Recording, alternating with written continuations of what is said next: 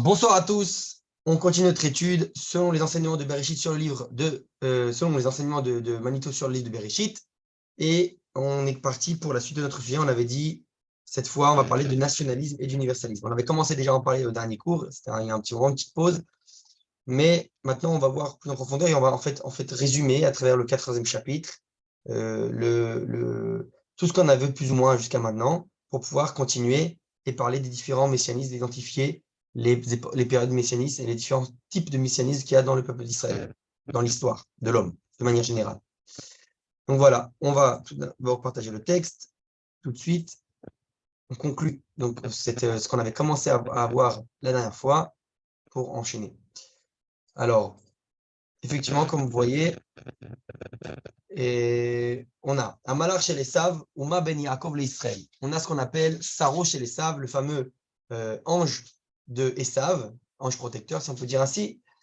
Et là, ce qu'on va parler de maintenant, c'est quelle est la différence qu'on a vue souvent entre deux identités à travers Yaakov lui-même, puisqu'il reçoit deux prénoms, Yaakov et Israël, qui sont deux dimensions différentes de la même personne. Donc en fait, plus ou moins vis-à-vis de Israël, qui a deux dimensions différentes. On va voir qu'il y en a une plus par la suite. En tout cas, Vaïvater Yaakov levado, Vaïa avec Ishimo, Adalot Hashachar. Donc, ce qui se passe dans la Torah nous est mentionné que Yaakov se trouve littéralement, on va dire, seul, et s'est battu un homme, a priori, avec lui, jusqu'à l'aube. Vayar kilo yacholo, vaïga, bekaf yerecho, vateka kaf yerech, Yaakov, be'avko imo. Et donc, il a craint que voilà, il n'arrive pas à le surmonter. Donc, ce fameux homme, qui est en fait un ange, et il l'a blessé sur la cuisse. Et on a dit donc ça a touché Yaakov sur la cuisse. Okay, sans rentrer en fait dans tous les détails maintenant, la cuisse, etc. On va, grosso modo. Et donc, cet homme, cet ange qui se bat contre Yaakov, il demande, il dit, renvoie-moi parce que l'aube est venue, l'aube est arrivée. Je suis censé rentrer. Yaakov lui répond, il lui dit, je ne te renverrai pas tant que tu ne m'as pas béni, littéralement. Et il lui dit, Mashimcha, quel est ton nom? Vayomer Yaakov. Il lui dit Yaakov. Vayomer, Lo Yaakov Yamer Otshimcha ki im Israël, Rita im Elohim ve'im anashim batochal. Il dit ton nom ne sera plus Yaakov, et ton nom sera Israël, et parce que tu t'es battu avec, alors littéralement avec Dieu, avec, on va dire, cet ange, et avec Anashim, des gens, et tu l'as emporté sur eux.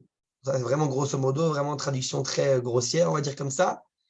Mais qu'est-ce qu'on veut nous dire à travers tout ça? Nira ki en medubar beish ragil. Donc, bien entendu, que même si les versets, comme je l'ai déjà allusionné dans ma traduction, nous parlent a priori d'un ish, d'un homme, bien évidemment qu'il ne s'agit pas d'un homme normal, d'une personne quelconque.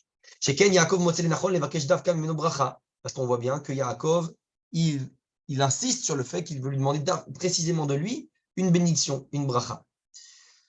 Kemochen, mevaser lo haish sheshmo ishtanel Israël, shnu ishalav yodia akadosh baruch hu leYaakov tor zman katzar. Deuxième point qui nous fait éveiller notre attention, c'est le fait que ce fameux homme, ce Ish-là, qui apparaît ici, eh bien, il lui annonce à Yaakov que son nom va changer en Israël. Un changement qui va très très vite être annoncé par Akadosh Baruch Hu lui-même à Yaakov, très peu de versets après. Chazal, Mosrim lanu et sodo shel ish ze, ou eno ela saro shel Esav. Et donc les sages, nos sages, nous enseignent le secret de cet homme, entre guillemets, et nous disent que ce n'est autre que le Saro chez les Esav, on a dit l'ange préposé de Ésaü, de Esav. L'ifne amivgash im Esav arzi, mitrolel mivgash ma'avak memad aruchani ben Yaakov et Esav. Comme on a dit, tout ça, c'est, si vous vous rappelez, on est, lorsque Yaakov, il quitte Lavan, quitte Aram, il revient en Israël, et il va à la rencontre plutôt, de Esav, son frère, qu'il n'a pas vu depuis. Alors, je ne vais pas rentrer dans les détails, mais entre 20 et 22 ans, selon les avis, bref, peu importe. En tout cas, il va à sa rencontre. Et ce qui se passe, c'est qu'avant la rencontre de Esav physique, concrète, il y a une espèce de rencontre spirituelle, un combat spirituel, ce qui se passe ici à travers cet ange, ce représentant de Esav. Et Et donc voilà. Et Amava Kazem Mitrolel Davka Besharek Nisal Israël. Et cette tension-là, ce combat, il se déroule précisément quand? Lorsqu'on est à la porte de l'entrée de la terre d'Israël. מכיוון שבשלב זה יעקב אמור לצאת מהממד היעקבי שלו, כיהודי הגלותי האוחז בעקב האחר, ולעלות אל קומה אישיותית חדשה, להיות אדם חופשי ועצמאי, משוחרר מתלות באחר, להיות ישראל. Pourquoi? Pourquoi? C'est juste qu'au moment où on arrive à cette transition de rentrer en Israël, après avoir été en exil, que doit se faire ce changement. Parce que, tout simplement, parce qu'on passe à l'étape où Yaakov va devoir sortir de cette dimension de Yaakov pour arriver dans la dimension de Israël. Et donc, il doit sortir de Yaakov, qui est le Ishtam Yoshev Walim, le Baour Yeshiva, le Yehudi Galouti, c'est-à-dire le juif d'exil, qui toujours est celui qui tient les talons de son frère, Akev, qui tient dans ses mains le talon de son frère, de l'autre en fait, de l'autre, qui est toujours le second. Ça, c'est en exil. Celui qui est, on va dire, soumis quelque part au joug des nations, au joug de quelqu'un d'autre. Et donc, il va devoir s'élever à une autre dimension plus élevée et arriver à l'étape d'une nouvelle personnalité, celle d'un homme libre et indépendant, libre de toute comment dire, dépendance à l'autre. Et en fait, ça veut dire devenir Israël. C'est pour ça qu'on lui a dit qu'il s'arrête à une. C'est ce qu'on va voir plus en détail maintenant. Ma rotse amalach ou ma rotse Yaakov b'mavak. La question qu'on se pose, c'est qu'est-ce que cet ange préposé de Esav veut de ce combat, ce conflit-là, et qu'est-ce que Yaakov veut de ce conflit. Saro shel Esav rotse kamuvan limnoa mi Yaakov likanes laaretz. ויעקב רוצה את ברכת עשיו, שתאפשר לו להיות מסוגל לנהל את העולם הזה באופן עצמאי. Alors, cet ange préposé, lui, ce qu'il souhaite, c'est bien sûr empêcher Yaakov d'entrer en Israël. Alors que Yaakov, lui, ce qu'il veut, c'est la bénédiction de Esav qui lui permettrait de rentrer, donc d'affirmer qu'il est capable de diriger ce monde-ci de manière indépendante. Kan zo הפעם הראשונה שיעקב אינו נותן לעטל בו, והוא איננו בורח אלא מתמודד, נאבק, ואף מצליח לגבור על אותו איש, כלומר על עשוויות. Et là, c'est la première fois, du moins à ce moment-là, dans la Bible, dans la Torah, qu'on rencontre le fait que Yaakov, cette fois, il ne se laisse pas faire. Pas comme il s'est produit à plusieurs reprises avec Esav. Il ne se laisse pas marcher dessus cette fois. Cette fois, Yaakov, il ne s'enfuit pas, il ne fuit pas la difficulté, mais il se mesure à la difficulté. Il va se battre et il va réussir à l'emporter sur cet ange préposé, c'est-à-dire sur si je vais dire en français, si on peut dire comme ça, sur l'ésavisme, sur le ésaüisme, je ne sais pas comment on pourrait dire en français, on va dire sur la propriété de ce Esav, de ce Ésaü. Mishum kach, megiv ha'ish, bemilim shalcheni, ki ala shachar. Et c'est pour cela que la réaction de cet ange, c'est renvoie-moi parce que l'aube est arrivée. Qu'est-ce que ça veut dire? הוא מבין שיעקב הצליח להפנים את ידי עשיו, ולכן הגיע הזמן שמשו של יעקב לזרוח. C'est-à-dire que l'ange comprend en fait, l'aube est arrivée, c'est quoi l'aube? Il comprend qu'est venu le temps d'une nouvelle aube, d'une ère où c'est le tour du soleil de Yaakov, si on peut dire ainsi, de briller. C'est-à-dire que Yaakov ne se laisse plus faire, il a acquis les mains de Esav, les fameuses mains de Esav. Vous vous rappelez, dans la fameuse bénédiction de Yitzhak, la kol Yaakov, la voix c'est la voix de Yaakov, mais les mains sont les mains de Esav, les mains sont les actions. Il a commencé à adopter, prendre chez lui donc ses propriétés de Esav, les bonnes propriétés de Esav, qui auraient dû vivre en harmonie les deux frères, mais ça n'a pas été le cas historiquement. Et donc maintenant Yaakov il acquiert ça, et donc c'est à ce moment-là qu'il peut être apte à la bracha, à la bénédiction, et devenir Israël à proprement dit.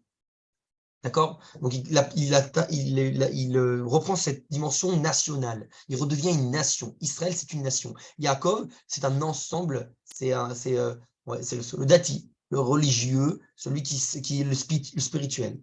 La dimension d'Israël, c'est une dimension supplémentaire qui est la dimension d'une nation, de national. D'accord? Donc là, on voit bien cette idée de nationalisme. Ce nationalisme à travers l'identité d'Israël. Et ça, c'est donc justement ce qui existait chez Esaü. Donc on a dit c'est venu le temps de la délivrance de Yaakov. Donc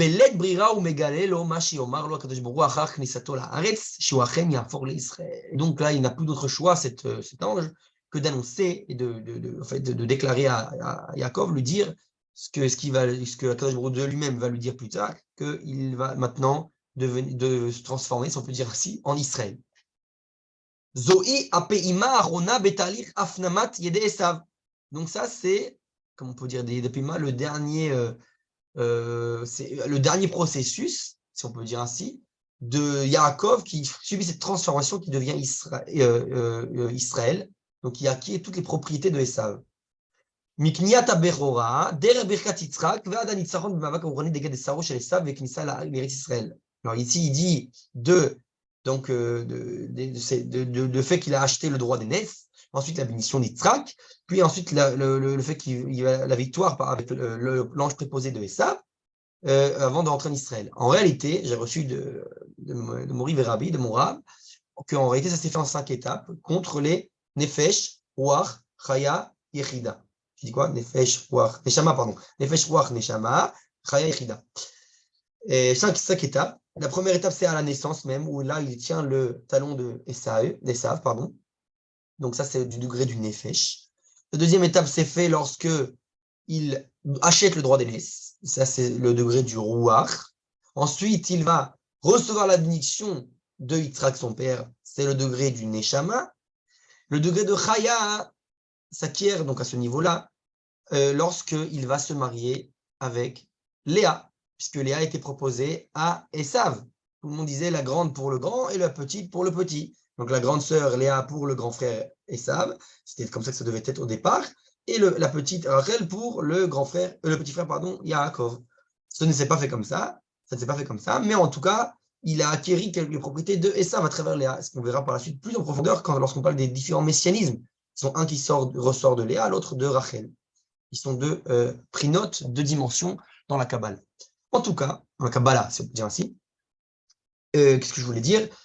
En tout cas, on voit que dans la 4e étape, ça c'est le Chaya. Et le Yechida se fait ici maintenant, lors de ce combat, avec cet ange préposé de Esav.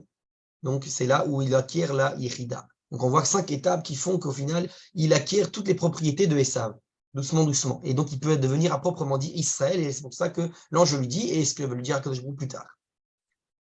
Hachem Israël מבטא את קניית היכולת הפוליטית להתנהל באופן עצמאי. Comme on a dit, ce nom d'Israël, il vient exprimer le fait qu'il acquiert la possibilité, cette capacité politique de diriger, de se gérer de manière indépendante. Saro shel Esav masbir ki Hashem Israël novea miamila srara shilton ki sarita im Elohim ve'im anashim vatuchal. Comme il lui explique l'ange préposé dans le verset, il lui dit que cette notion d'Israël, elle vient d'où? Cette racine du mot Israël, elle vient du mot srara, qui veut dire pouvoir, si on peut dire ainsi, ouais, shilton, gouvernance. Parce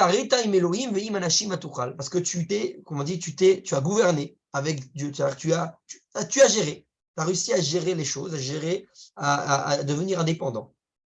Car Gam Rashi Beperusho Leshem Israël, et c'est la même chose que Rashi fait lorsqu'il va expliquer son commentaire sur le nom d'Israël. Il dit Leshon Sar Venagid. Ça veut dire quoi? Israël, il dit Rashi. Sar, c'est aujourd'hui un sar en hébreu moderne, ça veut dire un ministre. Et Nagid, quelqu'un qui vient, qui a du charisme, qui raconte. Donc, voilà. Quelqu'un qui gère, qui dirige, un homme politique, si on peut dire ainsi. Ameavar mi Yaakov l'Israël ou Efo Ameavar mi Galut le Géoula. Et donc on a dit cette transition de Yaakov à Israël, c'est en fait cette transition de la Galou, de l'exil jusqu'à la Géoula, la délivrance. Ou Bemishor géographique et Mogam Bemishor mentali. Ça se produit cette transition de manière géographique, mais également de manière mentale. Ça ne suffit pas de sortir de l'exil physiquement, il faut aussi sortir mentalement, l'esprit de l'exil. Mais Idach, que chez Am Israël choser la Galut Mitzrayim. Yaakov Avinu choser l'ishmo arishoni Yaakov. Et inversement, comme on l'a dit, c'est des différentes dimensions de la même personne. Donc de la même manière comme Massé Avot Siman Labadim, c'est le cas pour Yaakov, ça va être le cas pour le peuple d'Israël dans l'histoire. Le peuple d'Israël, il y a ces deux dimensions. La dimension nationale, Israël, et la dimension Yaakov, le juif d'exil, le juif qui est le juif des 4 coudées de la halakha, fameuse Arba Amot chez la halakha. Et lorsque donc on retombe en exil, on redescend dans la dimension de Yaakov seulement. On n'est plus une nation, on est un ensemble de communautés éparpillées en exil. Donc on est devenu presque une religion. Remez et Davar, Matzah Manitou, Beptichat, Parashat Vayechi. Et c'est ce qu'a trouvé comme allusion Manitou lui-même, allusionné dans les versets de la Parashat Vaïchi à la fin du livre de Bereshit, où on nous dit, Parashat Vaïchi, regardez bien, très connu, c'est une question très connue, mais Manitou l'apprend d'un autre aspect. Vaïchi Yaakov be'eretz Misraïm. Il écrit, et vécu Yaakov, littéralement, en terre d'Égypte. Pourquoi il écrit Yaakov lorsqu'on est en terre d'Égypte? On revient en Égypte, qui c'est qui raille, qui c'est qui vit? La dimension qui est au niveau du vécu, c'est la dimension Yaakov. Lorsqu'on est en Égypte, en exil. Mais tout de suite après l'autre verset, Vaïkrevou yemé Israël amout. Se sont approchés les jours d'Israël, cette fois, de mourir. Comprenez bien, ça veut dire que lorsqu'on tombe en exil, Yaakov, il vit, la dimension de Yaakov, la dimension spirituelle, religieuse. Mais la dimension qui meurt, c'est la dimension nationale, la dimension d'Israël. Celle-là, elle cesse d'être dévoilée. D'accord? Imken, Aïm Yaakov Avinu, Chai ou Gosses. La question très connue, alors est-ce que Yaakov Avinu, il est vivant ou mourant? Chez Yaakov, Chai, Israël, Omed l'amour. Et donc, comme on a dit, c'est une espèce de transition, de double identité. Lorsque Israël, pardon, inversement, lorsque Yaakov, c'est lui qui vit et qui raille, alors, véritablement, Israël, la dimension nationale, elle meurt. C'est un ou l'autre. Et effectivement, il n'y a pas de nation d'Israël en dehors de la terre d'Israël. Et là, et donc, il n'y a qu'en exil des Juifs qui vivent sous l'ombre des non-Juifs, qui tiennent le fameux talon de Esav, comme on l'a dit. Lorsqu'on est en exil, on tient le talon de Esav, on est sous leur domination. Et cette chose va se répéter lors de la troisième délivrance, la nôtre. On va le revoir. המעבר של עם ישראל מהגלות גלגולה ולשלטון עצמאי, כן? בארץ ישראל ניכר בחזרה לשם ישראל. Pareillement, cette transition qu'on vit, notre époque, on a en plein dedans dans cette délivrance qu'on est sorti d'exil, on revient en terre d'Israël, on redevient une nation, on requiert une indépendance, eh bien, elle est liée totalement à ce retour à l'identité d'Israël en tant qu'une nation. C'est pas pour rien que la providence a fait que depuis que l'État d'Israël est né, on est appelé les Israéliens. Israël, cette dimension nationale. D'accord? Cet État, il est appelé, j'allais presque dire, non pas comme Herzl aurait voulu appeler le pays d'ailleurs, dans ses livres, où il a dit l'État des Juifs. Alors, j'en parle l'État et toutes les traductions, pas bonne traduction ou pas, c'est une autre histoire. Mais en tout cas, non, on l'a appelé l'État d'Israël. Parce que la dimension qui se dévoile à travers cet État, c'est la dimension nationale d'Israël. Mikan yuvan gam madua acharedi amemutsa magdir et zeuto ke yehudi, baot shachiloni amemutsa medinat Israël magdir et zeuto ke israéli. Et maintenant, ça va commencer à expliquer doucement. Alors là, je ne vais pas entrer dans les détails, mais oui, parce qu'on va le voir par la suite plus en profondeur, que justement, un orthodoxe de manière générale en Israël, il met l'accent sur son côté juif, religieux, donc lié à juif, à Yehudi, donc cette dimension de Yaakov, de dimension d'exil, du religieux. Alors qu'un non, c'est quelqu'un qui a les Chaloutzim, etc., tous les pionniers, ils ont mis l'accent, eux, sur le côté Israël. Je suis israélien avant tout, et presque l'identité, on va dire, religieuse, peu m'apporte. Donc, il faut la synthèse. Il faut comprendre qu'on a traversé toute cette histoire pour jongler entre les deux, ou peut-être même plus, faire la synthèse entre les deux. C'est ce qu'on va voir maintenant. Maintenant, on rajoute une troisième dimension. C'est justement celle dont on est prêt de parler. Zéout universalit. La identité universelle. Ça ne suffit pas d'être une nation. Tout justement, que pas comme beaucoup de sionisme même le dirait, que le but du sionisme, c'est retour en Israël pour avoir un espèce d'état refuge pour les juifs du monde entier. Non, c'est pas du tout le cas. Si on rentre en terre d'Israël, on reforme une nation pour fonder un état, etc., que pour nous-mêmes, pour notre petit état refuge, alors c'est pas du tout ça le but du judaïsme. Le judaïsme nous dit qu'on est une nation, mais pas pour nous-mêmes, pour être une lumière pour les nations du monde, pour que soient bénies par nous toutes les familles de la terre, comme ça a été dit dans la bénédiction à Abraham Avinu, qui était le plus universaliste, donc qui soit réellement. Et donc c'est ça, l'identité universelle, où elle apparaît ici. Donc ça sera voir maintenant à travers un autre nom de Yaakov. Yesh beitpatruto shelam Israël, shlav shlishi, une troisième étape dans le développement de l'identité d'Israël. Et c'est que dans cette étape-là, qui dans notre histoire aujourd'hui se fait de manière parallèle, plus ou moins, commencer à se faire cette étape-là, que les nations du monde peuvent nous voir et apprendre de nous. אחרי שעם ישראל עבר את העידן הבו הוא היה עסוק בהישרדות ובבריחה מפני האנטישמיות, ואף השלים את הקומה הלאומית במסגרתה קמה האומה על רגליה וגם ניצבה. Donc on a dit, après qu'on a survécu en exil, on s'est occupé là-bas de survivre au niveau identitaire, c'était en exil, c'était la dimension de Jacob, de la faire survivre. Ensuite, on est revenu, on a fondé un État physiquement. On a dû s'occuper de gérer des choses concrètes pour fonder un État, pour rebâtir une nation qui renaît de ses cendres. Donc, on s'est occupé d'énormément de choses, de résurrection nationale. Et afin qu'on a fait toutes ces étapes, il y a la troisième étape. Pourquoi tout ça, comme on l'a dit? Quel est le but de toute cette résurrection nationale? Et donc, là, ça vient une troisième dimension. Ça nous amène à une troisième dimension. Et lorsqu'on a un État qui a sa propre culture, qui a son propre économie, sa propre industrie, et tout le reste, que chez là,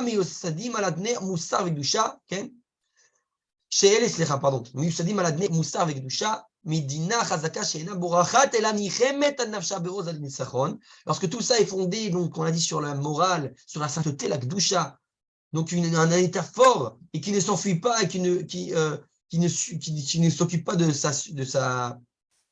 juste du fait de survivre en tant qu'État, qui n'est plus obligé de s'occuper de questions comme si il fallait, est-ce que demain l'État disparaîtra ou pas? Eh bien, alors là, on peut passer à l'étape suivante. אז מגיע תורו של השלב השלישי האוניברסלי, שבו אין ברירה ואין מלחמה, אלא שלום, והשפעת אור חומה וטוב על משפחות העמים. Et donc là, maintenant, on peut s'occuper plus du sujet plus grand, de vocation, du but de toute cette résurrection, donc à travers la paix, à travers l'influence de sagesse et de toute notre bonté aux familles de la terre. Donc c'est l'étape universelle, d'influencer universellement. C'est ce que j'ai dit tout à l'heure, c'est l'étape qui est appelée chez le prophète Yeshayahu, Or la Goïm, une lumière pour les nations. Les Machal, Bemilot Anevoa, par exemple, dans la prophétie qui est apportée, Vetnecha les Brit Am, les Or Goïm, je te donnerai une alliance comme peuple pour être une lumière pour les Goïm, pour les nations.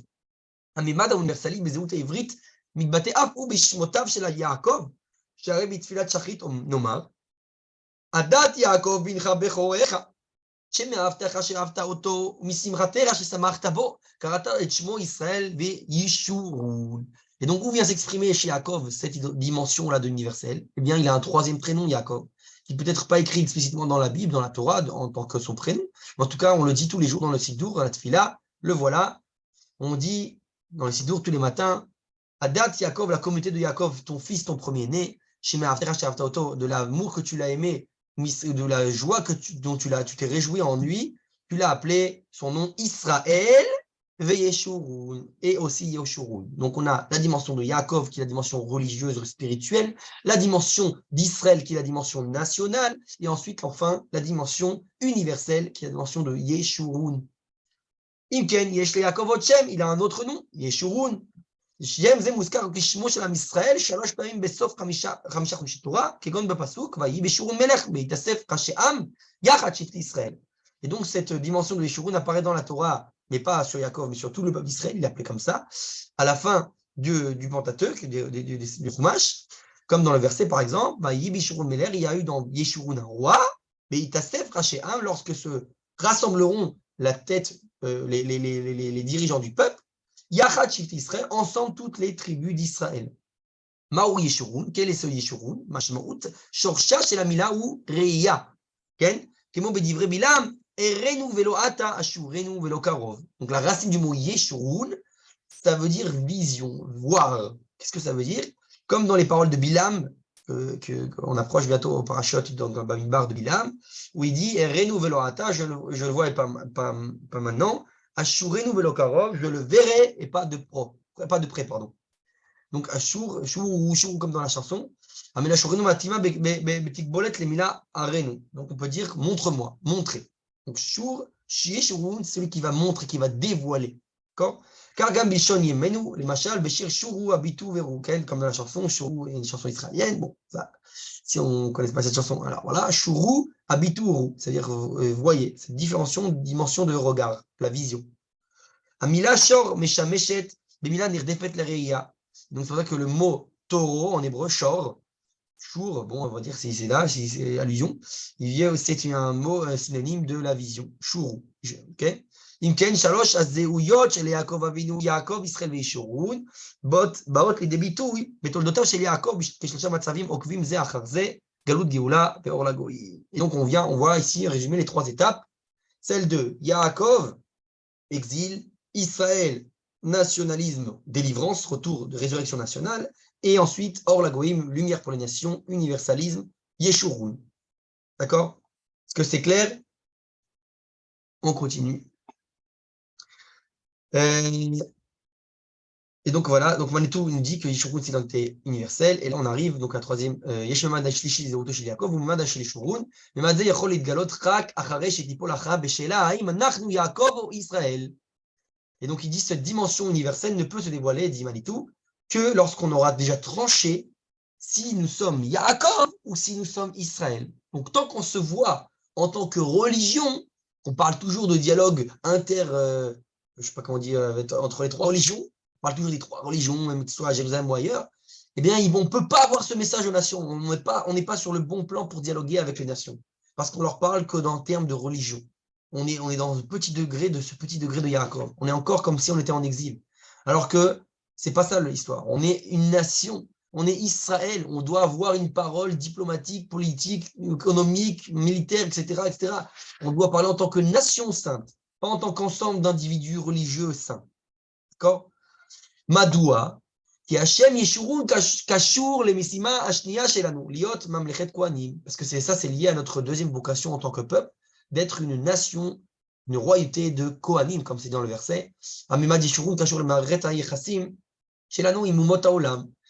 Et donc il explique que Manitou explique que le nom Yeshurun est lié à ce système, cette relation-là qu'on a vis-à-vis des nations du monde. Voilà, c'est ça, Yeshurun. Maintenant, c'est pas seulement chez Manitou comme ça, c'est également chez le Rav Kook. Même chez le Rav Kook, apparaît très peu cette terminologie de Yeshurun. Il apparaît justement sur ce que le Rav Kook explique dans le Sidour, dans ce qu'on a amené tout à l'heure. Ce qu'on a dit tout à l'heure, donc de l'amour que tu l'as aimé, la joie que tu t'es réjoui en lui, tu l'as appelé son nom Israël et Yeshurun. Il nous dit le Rav Kook, il y a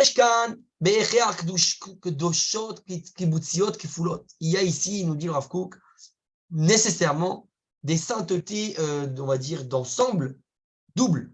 Ce qui veut dire par là, deux dimensions, si on peut dire comme ça. Gdusha kibbutzit revrutit pnimit, beraye aklal kshem leatzma, et gdusha kibbutzit revrutit poelet al amon amim rabim. Donc il dit la première, c'est la sainteté d'un rassemblement national, on va dire, comment dire, revrati, on peut dire, social, intérieur, d'une société, on va dire comme ça, d'une société envers nous-mêmes, donc nous-mêmes en tant que nation, et aussi Kedusha Kibbutzit Revrutit, une autre société plus large, on va dire, qui elle agit sur l'ensemble des nations, des nombreuses nations. ושתי הסגולות הן מתאחדות זו עם זו, אף על פי שיש לכל אחת מהן ציבור מיוחד וסגנון מיוחד. Et il dit, ces deux sgoulottes là, ces deux dimensions se réunissent, donc on a dit se synthétisent, malgré le fait que chacune d'entre elles, pendant qu'on parle des différentes nations, elle a sa propriété qui lui est propre.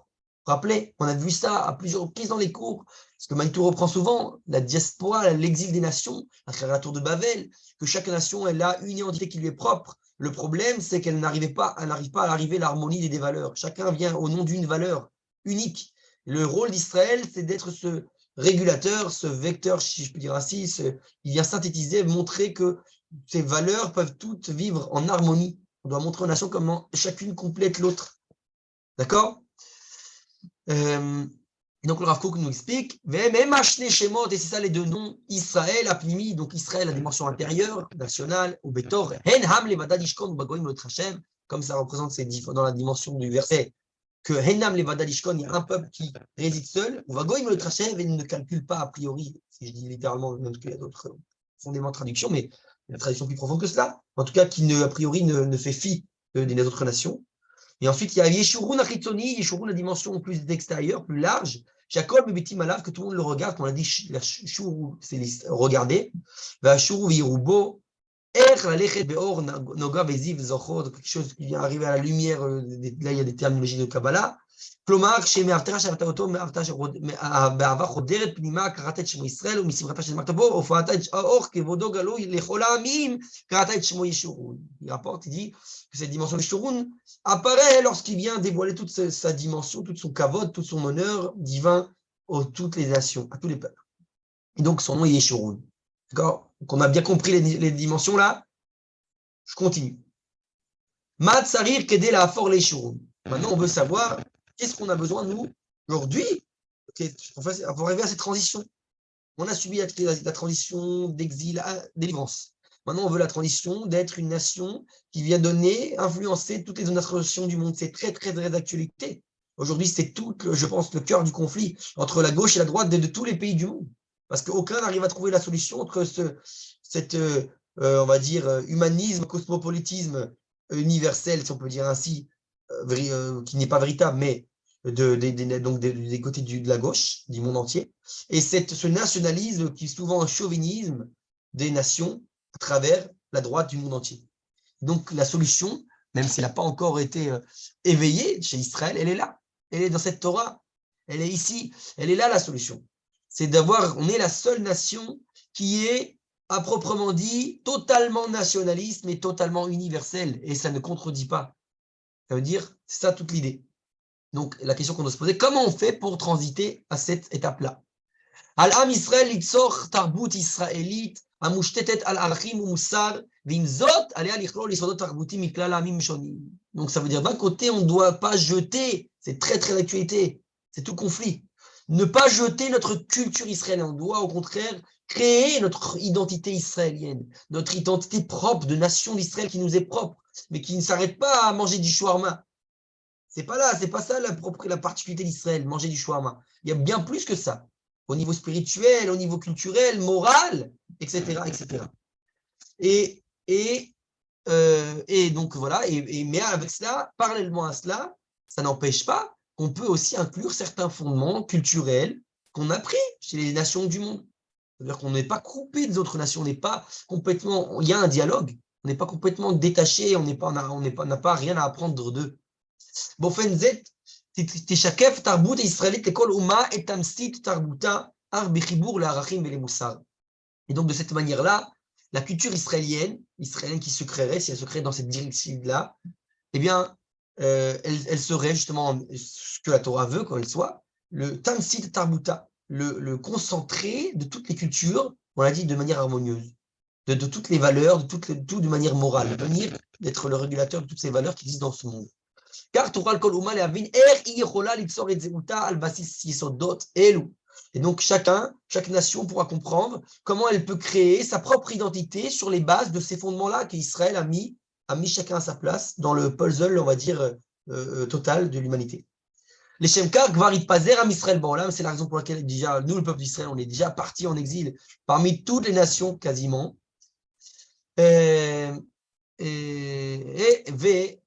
Donc pendant de longues périodes même, pendant l'exil, le long-exil,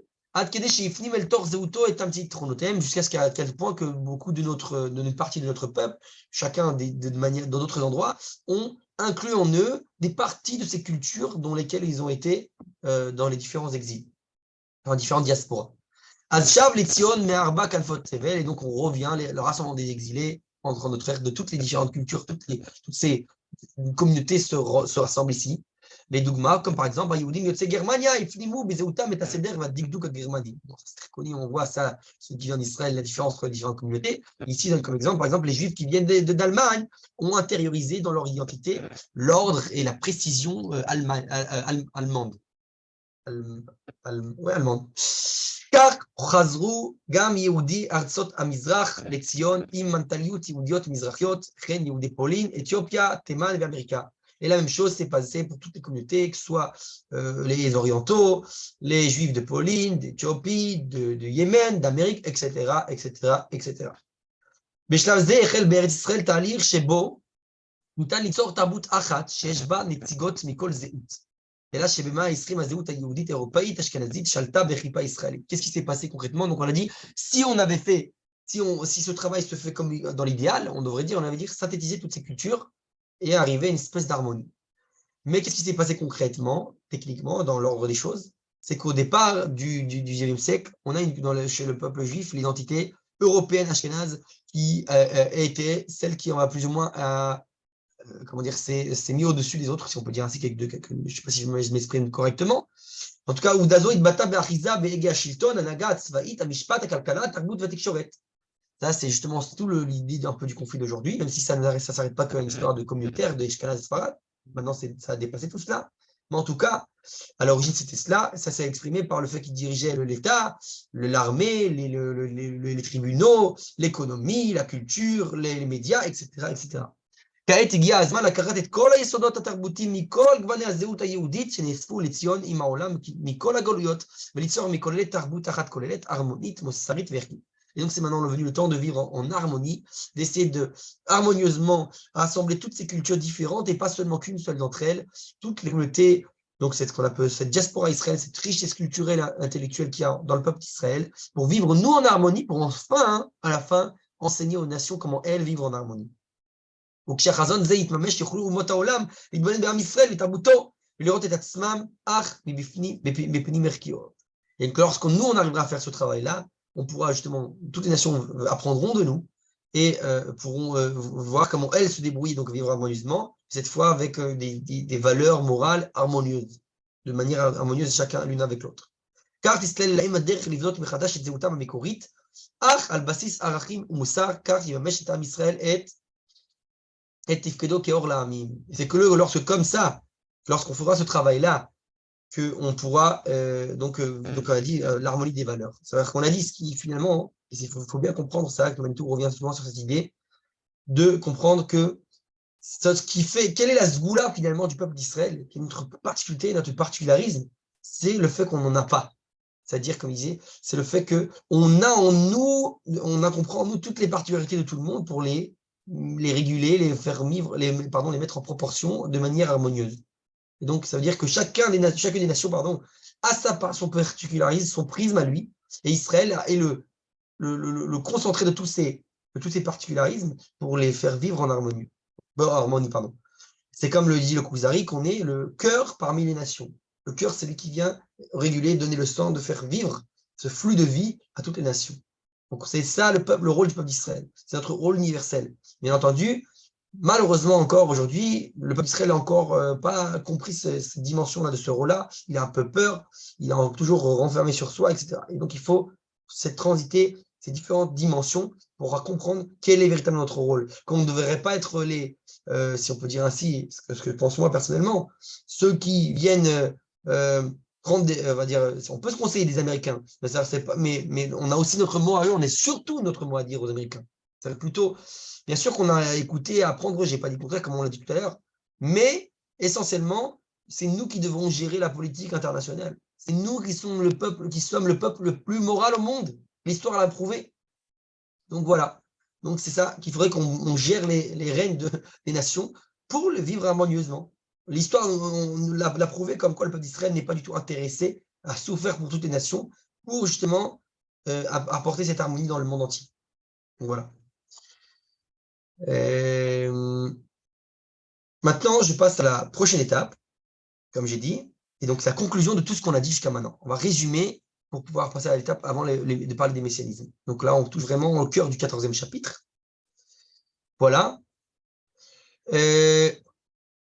Maintenant, on parle donc de 3 marzorim Betodot Israël. 3, comment on dit marzor, 3 époques, 3 périodes principales, 3 cycles, voilà, 3 cycles exactement, dans les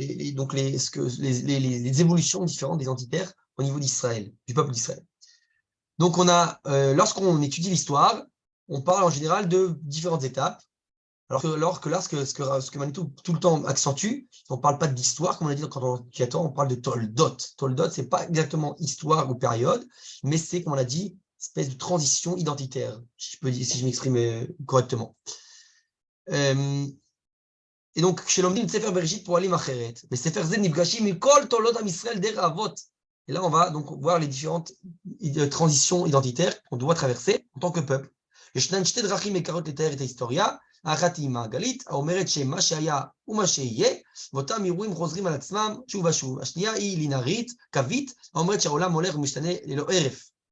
Donc, bien entendu, ça c'est très connu, on l'a vu à plusieurs reprises, qu'on a deux manières de regarder l'histoire, soit de manière circulaire, un cycle qui revient sur lui-même, donc ce qu'il y a, c'est ce qu'il y aura, ça se répète tout le temps, répétitif, soit de manière linéaire, donc on voit une droite qui avance et on arrive à un certain point. Eh bien, le judaïsme, bien entendu, nous dit qu'il y a les deux, comme on le sait très bien, c'est comme on dit en français, sinusoïde, je crois. On dit comme ça une spirale. C'est-à-dire qu'il y a circulaire, mais qui avance toujours plus loin dans la ligne, dans le linéaire. Et donc, selon la vision hébraïque, ivrite, il faut voir les deux, comme on l'a dit. Et là, c'est une spirale. Il y a une avancée continuelle, mais on peut quand même, malgré tout, mettre le doigt accentué sur certains cycles qui reviennent, mais dans une différente étape de l'évolution du linéaire. Et donc on peut voir comme ça, en résumé tout ce qu'on a dit, on a l'exil d'Égypte, première étape, Galut Mitzrayim, Bait Rishon, qui conclusion de cette étape-là, c'est le premier temple. Premier temple, c'est l'apogée on va dire, de ce que ressort la conséquence de l'exil d'Égypte. Deuxième chose, exil de Babel, deuxième exil, qui finalement amène au deuxième temple, Bait Sheni. Troisième étape, Galut Achrona, la dernière délivrance qu'on est en train de vivre en plein dedans, et qui doit nous aboutir au final à la Bait Shlishi, au troisième temple, et entre autres en chemin à l'État d'Israël. Mais Magbil et Halukazo, Shlashat Kufot, Yeshlanu Shlosha Avot, comme on l'a dit, parallèlement à ces trois étapes, ces trois exils, ces trois délivrances, on a trois patriarches, Abraham, Yitzhak et Yaakov. Donc, l'une, c'est les propriétés de Chesed, on a vu l'abondance, la bonté d'Abraham. L'autre, le din, la rigueur, le fait de plus du tzimtzum, si on peut dire ainsi, de réduire plus, de limiter les limites du din de Yitzhak, qui nous permet de créer des ustensiles pour recevoir l'abondance, des outils. Et Yaakov, et donc Yaakov, la synthèse, le émet, la vérité, la synthèse entre les valeurs. Et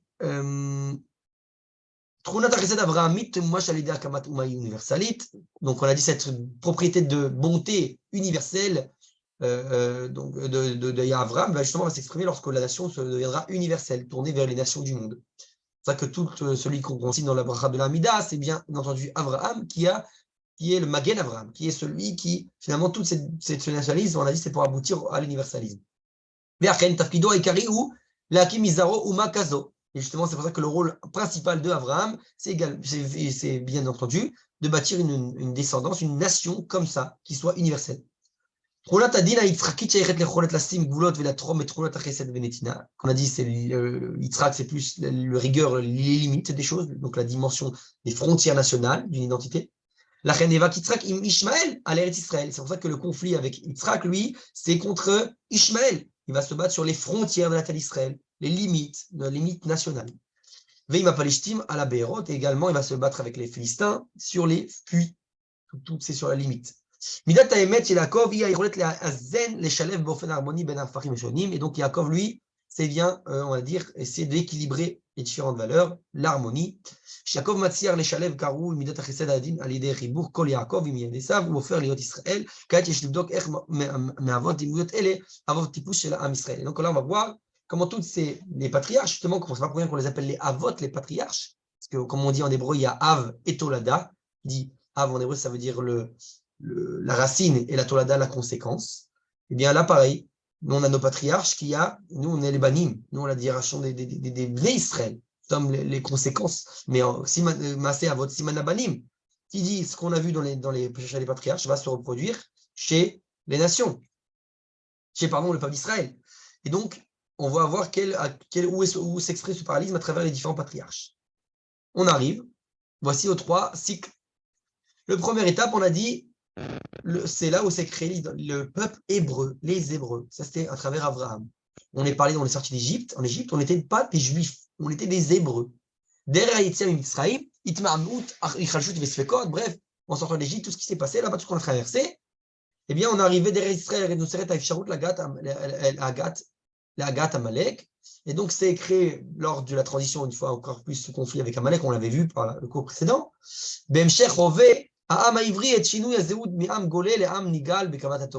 par la suite que ce peuple hébreu, à travers le changement d'identité de peuple gaulé qui est en exil à peuple délivré, donc il va recevoir la Torah.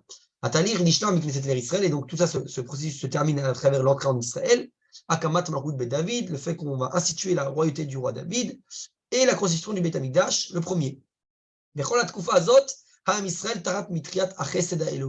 Toute cette période-là, de tout le premier temple, c'est ce qu'on appelle l'identité tout ce que le peuple d'Israël vit, c'est le chesed, la bonté divine. C'est pas, on a dit parallèlement à Abraham. Ça veut dire qu'on reçoit tout par bonté. Donc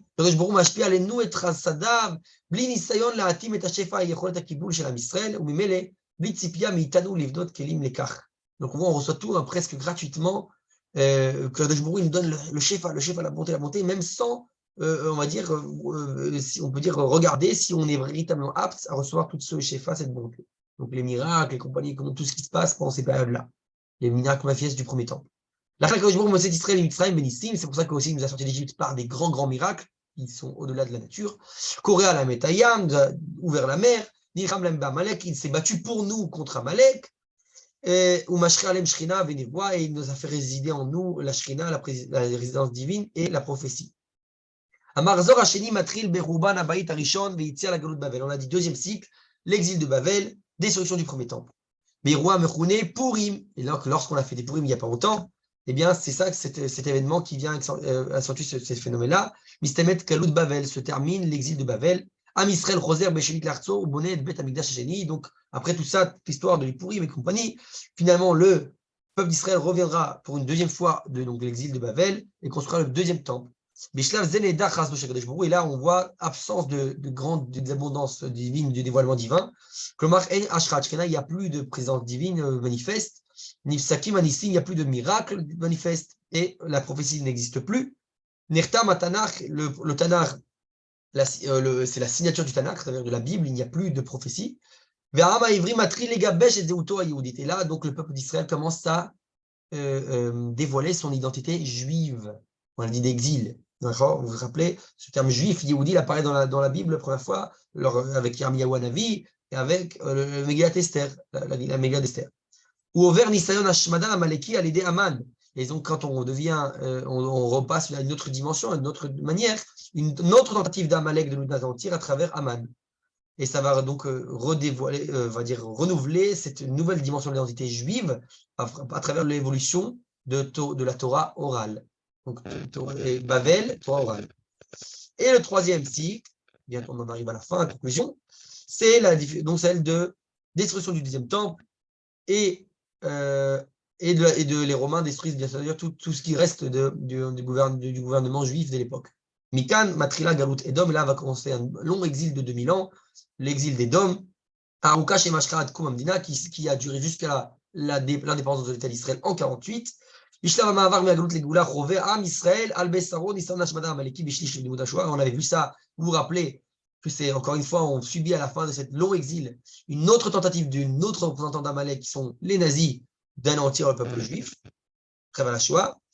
Et donc la délivrance, la troisième, il de transformatsia zéoutit, on va encore une fois subir une transformation identitaire, cette fois de Yehudi à Israéli, comme on l'a dit, à travers toutes les dimensions. Donc vient se synthétiser l'identité de hébreu, ivri, avec l'identité de Yehudi, du juif, et la synthèse c'est Israël. Quand vous vous rappelez, et donc tout ce changement, il y a une nouvelle dimension de Torah qui se dévoile. Ce n'est plus la Torah écrite donc d'Égypte, n'est plus la Torah orale mise par écrit, bien entendu, lors de Babel, le Talmud et compagnie, mais cette fois, c'est un dévoilement manifeste à tous de la Torah du Mashiach, qu'on appelle Torah Tassod, la Torah du secret de la Kabbalah, la Magdima et Trazarat Anevoa, qui vient justement préparer le terrain pour le retour de la prophétie. Puisqu'on l'avait dit, comme Manitou dit souvent, la Kabbalah, c'est en fait les restes des termes, des traditions correctes de la Bible, mais chez les prophètes, dans un monde où nous, on est post-prophétique. On ne sait plus quelle est la traduction véritable de ces notions prophétiques qui sont dans la Torah. שיבת הנבואה מתפתחת וגורמת לכך ושמתקבל תהליך שיבת עם ישראל לציון מתפתחת ועם ישראל סלידה מעולם התורני המתמצא בארבע אמות של הלכה. בצד הסלידה הולכת מתפתחת במיוחד החל מראשית המאה ה-21, qui vient לעולם הפנימי הרוחני שביהדות. Donc on a dit c'est cette soif qu'il y a aujourd'hui qui existe dans le peuple d'Israël de la Kabbalah, des profondeurs, c'est cette synthèse, cette volonté de synthétiser toutes ces dimensions dont on a parlé maintenant. On a subi, on arrive à la fin du terme de l'histoire humaine, des 6000 ans de l'histoire, d'après les sages, et donc tout se synthétise, tout arrive à son aboutissement pour arriver à cette étape messianique. D'accord? Et donc on a dit, la Torah écrite, c'est... je vais passer ça, je pense que je vais montrer directement le fameux tableau de la fin. Non, je vais le lire quand même. Il dit comme la Torah, donc la Torah écrite, elle est liée à ce qui est écrit, donc ce qui est écrit n'est plus vivant, parce que c'est écrit, c'est mis sur papier, si on peut dire ainsi, donc c'est lié au passé. C'est lié au passé, c'est le Tanakh, la Bible, donc les prophéties, c'est la transition du peuple d'Israël, donc qui va traverser donc, les fondements de l'identité d'Israël, comme on l'a dit, et voilà.